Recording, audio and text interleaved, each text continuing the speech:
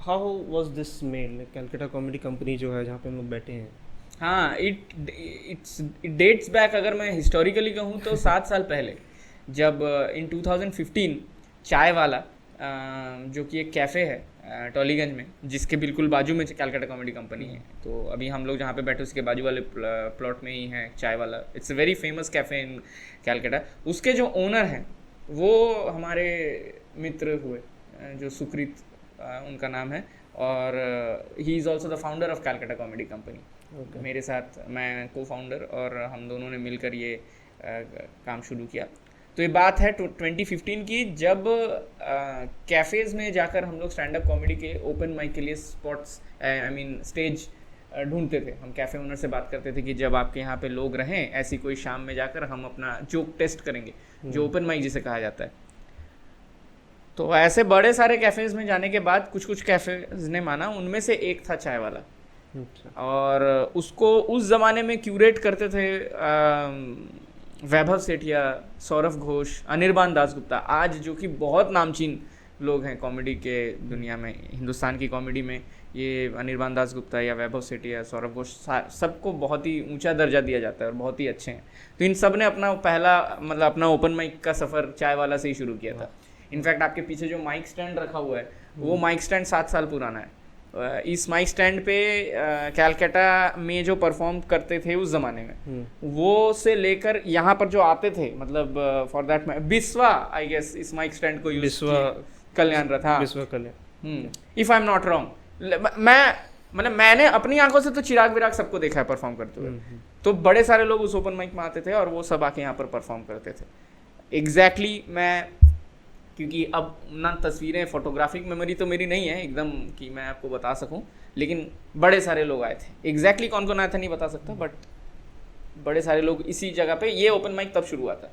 उसके बाद से सुकृत को बहुत ही पसंद आया ये कॉन्सेप्ट कॉमेडी का, स्टैंड अप कॉमेडी का। तो तब से उन्होंने मुझको कहा कि हम लोग को कुछ करना चाहिए अलग अलग अलग। उसके बाद कुछ दिन साल गुजरते रहे, फिर पैंडेमिक आया।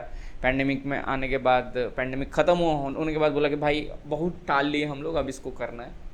And then we started off with Calcutta Comedy Company in 2022 October. मैंने ये देखा पैंडेमिक के बाद में जो ग्रेट चीज़ें जो बाहर हैं, the greatness has come out of pandemic. कितने सारे चीज़ें स्टार्ट हुई हैं। हाँ, क्योंकि you were push to the brink. Pandemic में इंसान जिंदा खुद रहेगा कि नहीं उसको नहीं पता था, अपने लव्ड वन से मिल पाएगा कि नहीं ये उनको नहीं समझ में आ रहा था, कितने दिन रह पाएगा। हर एक सांस इंसान के लिए कीमती हो रही थी, every moment that we were living. So ऐसे मोमेंट में, जब मेरे को पर्सनली ऐसा लगता है, जब आपके ऊपर ये प्रेशर है कि मैं जिंदा ही रहूँगा कि नहीं मुझे नहीं पता, तो तब आप अपना सारा चीज़ कर लेते हैं। मतलब उसमें जो जो चीज़ आपने प्लानिंग करके रखा था कि मैं ये करूँगा ज़िंदगी में, वो प्रोक्रेस्टिनेशन तब पीछे चले जाता है। तो सेम यहाँ पे भी वही हुआ कि हाँ करेंगे करेंगे करके 6-7 साल लग गए, लेकिन उसके बाद पैंडेमिक ख़त्म होते ही यार अगर करना है तो अभी करना है। क्योंकि पता नहीं कल होगा या नहीं होगा। कल होगा या नहीं जो होगा। क्लीशे डायलॉग जो बॉलीवुड का था, नहीं वो सच्चाई है भाई, वो सच्चाई हो गई उससे। हाँ, एवरी लोगों को रियलाइज हो गया था। Every cliché became cliché because it was relatable. तो वही है। आपकी स्टार्ट कैसे हुई एज अ कॉमेडियन? मैं, सौरभ और मैं एक साथ काम करते थे। सौरभ घोष और मैं एक रेडियो स्टेशन में, प्राइवेट रेडियो स्टेशन में काम करते थे, फीवर एफएम में। हम दोनों वहाँ पे रेडियो जॉकी थे। और सौरभ ऐसे बीच बीच में अपना काम ख़त्म करके कभी सोचो ऑफिस से थोड़ा पहले निकल जाता था ताकि वो जाके ओपन माइक्स कर सके। तो मैंने एक बार उसको पूछा था कि आप कहाँ जाते हो ऐसे बीच बीच में अचानक से। तो बोलता है ये बात है, मैं stand up comedy open mic try करने के लिए जाता हूँ। मैं बोला अच्छा क्या है? बोले तुम आओ, तुम समझोगे, फिर नहीं आओगे तो तुमको कैसे समझ में आएगा। तो सौरभ ऐसे करके मुझे बड़े सारे शोज मिलेगा। मेरे को याद है मैंने अदिति मित्तल को लाइव देखा था पहली दफ़ा, सौरभ हमको लेकर गए थे। तो और वो बहुत ही प्यारा एक्सपीरियंस था मेरा।